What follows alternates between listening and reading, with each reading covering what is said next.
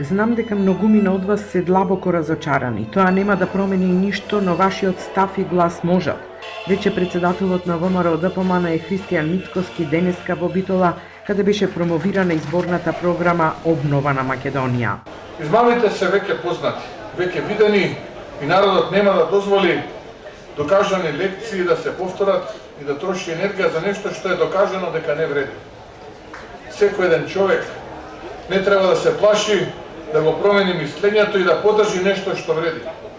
А Македонија вреди повеќе од се друго. Обновата и обнова на духот, победа над просечноста и статус кво на политиките, обнова на институциите, обнова на вредностите.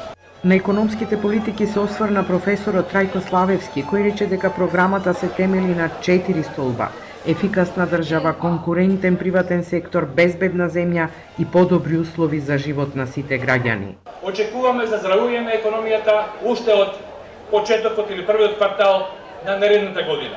Понатаму, намалување на стапката на невработеност од 10%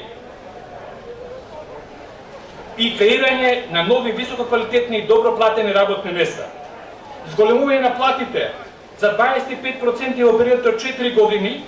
Кардиологот Сашко Кедев на промоцијата на изборната програма на ВМРО ДПМН е во Битола рече дека основна цел на партијата е да спроведе здравствени политики кои ќе ја вратат довербата на граѓаните во здравството. Еден од основните столбови на нашата здравствена политика ќе биде враќање на пациентите во центарот на здравствените политики, бидејќи сите здравствени работници се таму кај што се поради пациентите. Значи пациентите се центарот и најважниот аспект на било која здравствена политика.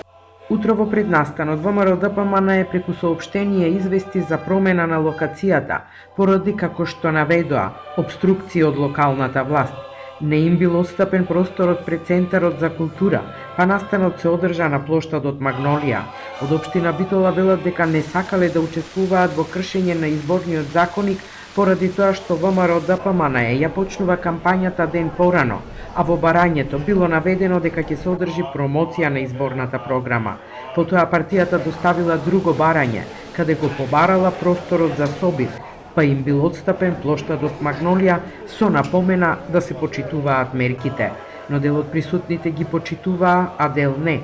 Некои имаа маски, некои не, а тешко се одржуваше и потребната дистанца.